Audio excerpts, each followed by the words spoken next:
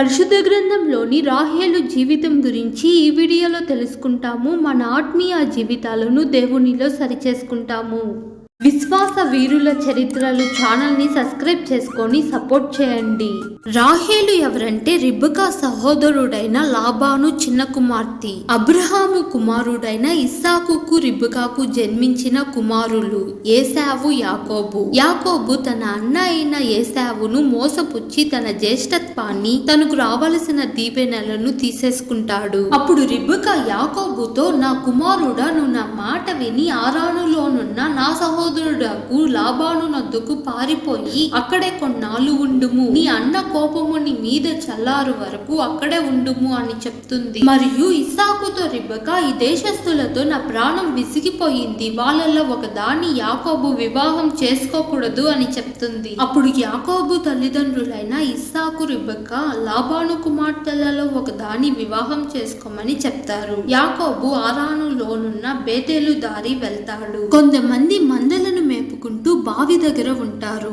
యాకోబు, అన్నల్లారా, మీరు ఎక్కడ వారు అని అడిగినప్పుడు హారాను వారము అనిరి. యాకోబు వాళ్ళతో, నాహారు కుమారుడగు లాబాను మీకు తెలుసా అని అడిగినప్పుడు వాళ్ళు తెలుసు అని చెప్తారు. మరియు అతడు క్షేమంగా ఉన్నాడా అని అడిగినప్పుడు క్షేమంగా ఉన్నాడు అని చెప్తారు. ఇదిగో అతని కుమార్తె అయిన రాహేలు గొర్రెల వెంట వచ్చుచున్నది అని చెప్తారు. అతడు వారితో మాట్లాడుచుండగా రాహేలు తన తండ్రి గొర్రెల మందను తోలుకొని వచ్చింది. ఆమె తన తండ్రికి సహాయకరంగా ఉంది. ఆమె తన తండ్రి గొర్రెలను మేపుచుంది. రాహేలు బాధ్యత కలిగి ఉంది. మనము కాని మన తండ్రులకు సహాయకరంగా ఉండాలి, బాధ్యత కలిగి ఉండాలి. అలాగే మన పరమ తండ్రి చెప్పిన మాట వినాలి. యాకోబు రాహేలు మేపుకొని వచ్చిన గొర్రెల మందుకు నీళ్లు పెట్టి రాహేలును ముద్దు పెట్టుకొని ఎలుగెత్తి ఏడుస్తాడు.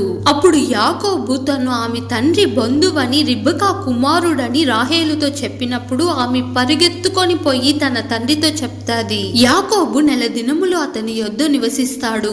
లాబానుకు 2 కుమార్తెలుండిరి. వారిలో పెద్దదాని పేరు లేయా, చిన్నదాని పేరు రాహేలు. రాహేలు రూపవతి అయి సుందరినై ఉండేను. యాకోబు రాహేలును ప్రేమిస్తాడు. మరియు యాకోబు లాబానుతో, నీ చిన్న కుమార్తె అయిన రాహేలు కోసం నీకు 7 సంవత్సరాలు కొలువు చేస్తాను, పని చేస్తాను అని చెప్తాడు. యాకోబు రాహేలు కోసం 7 సంవత్సరాలు కొలువు చేస్తాడు. అయినను అతడు ఆమెను ప్రేమించుట వలన ఆ 7 సంవత్సరాలు కొద్ది దినములుగా తోచేనని పరిశుద్ధ గ్రంథంలో ఉంటుంది. ప్రేమ చాలా ప్రాముఖ్యమైనది. మనము అన్ని విషయంలో ప్రేమ కలిగి ఉండాలి. ఈ లోకానుసారమైన ప్రేమ కాదు మనము కలిగి ఉండాల్సింది. దేవుని ప్రేమ కలిగి అందరినీ ప్రేమించాలి. మనము ప్రేమ కలిగి ఉండాలని దేవుడు కోరుకుంటున్నాడు. లాబాను యాకోబును మోసం చేసి రాహేలుకు బదులు లేయానిచ్చి పెళ్లి చేస్తాడు. అయినను యాకోబు రాహేలును ప్రేమించాను గనుక ఆమె కోసం మరి 7 సంవత్సరాలు కొలువు చేస్తాడు. యాకోబు రాహేలు కోసం 14 సంవత్సరాలు లాబాను దగ్గర కొలువు చేస్తాడు. రాహేలును వివాహం చేసుకుంటాడు. లేయా కంటే రాహేలును యాకోబు ప్రేమించాను. లేయా దూషింపబడుట యెహోవా చూసి ఆమె గర్భమును తెరిస్తాడు. రాహేలు తాను యాకోబుకు పిల్లలు కనకపోవుట చూసి తన అక్క యందు అసూయ పడింది. పక్కనోళ్ళది చూసినంత కాలం, పక్కనోళ్ళ మీద అసూయ ఉన్నంత కాలం నీ జీవితంలో నువ్వు ఎదగలేవు. అసూయ అనేది మన జీవితంలో ఉండకూడదు. అసూయ మన జీవితాలను పతనం చేస్తుంది. నీ పొరుగు వారి దేదియు నువ్వు ఆశింపకూడదని దేవుడు చెప్పాడు కదా. మనము కాని మన పొరుగు వారి దేదియు ఆశించకూడదు. దేవుడు ఏదైతే మనకి ఇచ్చాడో దాంట్లో తృప్తి కలిగి, కృతజ్ఞతలు కలిగి ఉంటే దేవుడు ఇంకా మనల్ని దీవిస్తాడు, ఆశీర్వదిస్తాడు, హెచ్చిస్తాడు. రాహేలు యాకోబుతో, నువ్వు నాకు గర్భఫలం ఇవ్వు, లేని ఎడల నేను చచ్చేదను అని అనింది. అప్పుడు యాకోబు కోపము రాహేలు మీద రగులుకుంది. కొన్నిసార్లు దేవుడు ఆలస్యం చేసినా న్యాయమే చేస్తాడు, అన్యాయము చేయడు. తొందరపాటు నిర్ణయాలు తీసుకొని జీవితాన్ని నాశనం చేసుకోవద్దు. మనము చేసే సొంత నిర్ణయాలు మనకు నాశనకరం. రాహేలు తన దాసిని తీసుకొని యాకోబుకి ఇచ్చి వివాహం చేసింది. యాకోబు రాహేలు దాసికి కుమారులను కంటాడు. దేవుడు రాహేలును జ్ఞాపకం చేసుకొని ఆమె మనవి విని ఆమె గర్భమును తెరిచెను.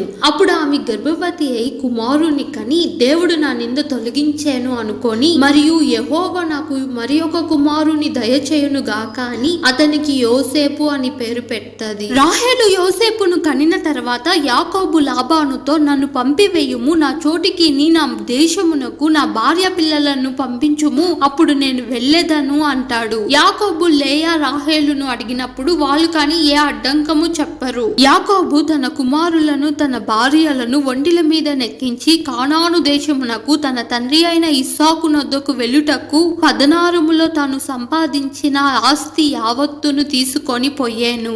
రాహేలు తన తండ్రి ఇంటిలోని గృహ దేవతలను దొంగిలించింది. రాహేలు తండ్రి అయిన లాబానుకు వాళ్ళు చెప్పకుండా వెళ్ళిపోతారు. రాహేలు తండ్రి అయిన లాబాను వాళ్ళ దగ్గరకు వెళ్తాడు. అప్పుడు ఆయన యాకోబు లేయా తన దాసీల గుడారంలోనికి కాని వెళ్ళి వెతుకుతాడు. రాహేలు గుడారంలోకి కాని వెళ్తాడు.